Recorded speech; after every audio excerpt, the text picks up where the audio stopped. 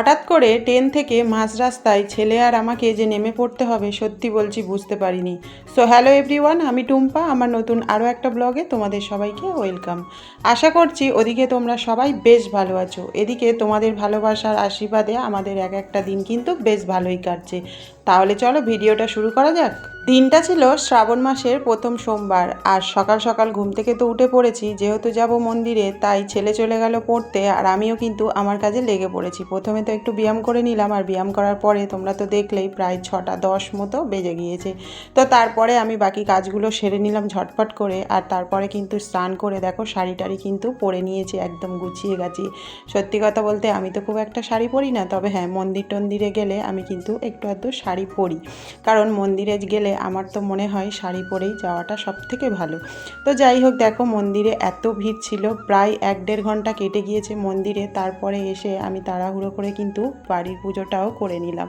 আর হ্যাঁ, তোমরা কারা কারা শ্রাবণ মাসের প্রথম সোমবার মন্দিরে গিয়ে জল ঢেলেছো বা উপোস করেছো অবশ্যই করে কিন্তু কমেন্ট বক্সে কমেন্ট করো। যদিও আমি উপোস করব বলে করিনি, কিন্তু তাও আমার সেই উপোসে কিন্তু হয়ে গিয়েছে। উপোস মানে কি আর নির্জলা নয়, তবে ভাতটা খাইনি। যাই হোক, এদিকে দেখো বাড়ির ভোলে বাবাকেও একটু ভালো করে ঘি মধু মাখিয়ে স্নান করিয়ে নিলাম, আর তারপরে একটু আতপ চাল আর একটা বেলপাতা দিয়ে দিলাম। সত্যি কথা বলতে কদিন এত ফেসবুকের ভিডিও দেখেছি যে শ্রাবণ মাসের প্রথম সোমবার নাকি বাবার মাথায় আতপ চাল দিতে হয়, তো সেই কারণে আমিও দুটো আতপ চাল দিয়ে দিলাম।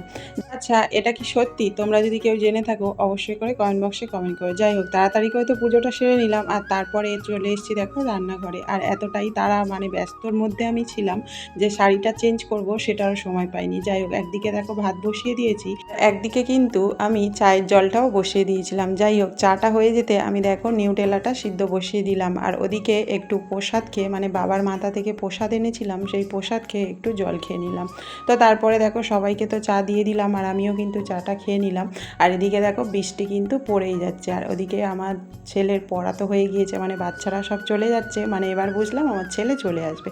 তো ফাইনালি ওর জন্য একটু চা রেখেছিলাম, ওকেও দিলাম আর আমি খেলাম। আর এদিকে দেখো ভাতটা মোটামুটি আমার ফুটে গিয়েছে, আর এদিকে সয়াবিন সিদ্ধ তো হয়ে গিয়েছে। তো আজকে বেশি কিছু রান্না করব না, যেহেতু সোমবার, সেহেতু উচ্ছে আলু ভাজা করব আর সয়াবিনের তরকারি করব। আর আমি একটু বেরোবো, 10:45 ট্রেন ধরবো, তাই তাড়াহুড়োর মধ্যে আছি। এদিকে দেখো উচ্ছে ভাজাটা তো হচ্ছে, সয়াবিনের তরকারিটা হয়ে গিয়েছে, তাই ছেলে যেহেতু আমার সাথে যাবে তাই ছেলেকেও দুটো ভাত দিয়ে দিলাম। আসলে কখন ফিরবো সেটা ঠিক নেই, যে কারণে ছেলেকে বললাম সোনা তুই দুটো ভাত খেয়ে নে, আর আমি এদিকে একটু ওটস বানিয়ে নিলাম খাবো বলে। যাই হোক, তাড়াহুড়ো করে দুজনে তো খেয়ে নিলাম, আর এদিকে কিন্তু মোটামুটি আলু উচ্ছে ভাজাও তো আমার রেডি হয়ে গিয়েছে। তো ফাইনালি রান্না কমপ্লিট করে আমি দেখো একদম রেডি হয়ে গিয়েছি। সত্যি কথা কি বলতে কি বলো তো, এই যে ড্রেসটা পরেছি, এই ড্রেসটা আমার না কিছুদিন আগে হচ্ছিল না, তো আজকের ফাইনালি পরে দেখলাম বেশ ভালোই ফিটিংস হয়েছে। তো মনে হচ্ছে আমি একটু রোগা হয়েছি, বেশ ভালো লাগছে আর কি যে রোগা হয়েছি এটা ভেবে। তোমরা কমেন্টে জানিও তো আমি রোগা হয়েছি না মোটা হয়েছি। যাই হোক, ছেলে আর আমি একসঙ্গে বেরিয়েছি, কিন্তু ছেলে একটু এগিয়ে গিয়েছে টিকিটটা কাটবে বলে, আর আমিও কিন্তু আস্তে আস্তে এলাম। যাই হোক, স্টেশনে এসে একটুখানি দাঁড়িয়েছিলাম, তারপরে দেখো মোটামুটি ট্রেন চলে এসছে, আর ট্রেনটা কিন্তু মারাত্মক পরিমাণে ভিড় ছিল, এতটাই ভিড় ছিল, আমার সত্যি কথা বলতে ট্রেনের মধ্যে পুরো দম আটকে যাচ্ছিল। আমি বাড়িপুরে গিয়ে নেমেই গিয়েছি, এতটা পরিমাণে ভিড় ছিল, এতদিন আমি যাতায়াত করেছি ট্রেনে, কোনো দিন এরকম হয়নি।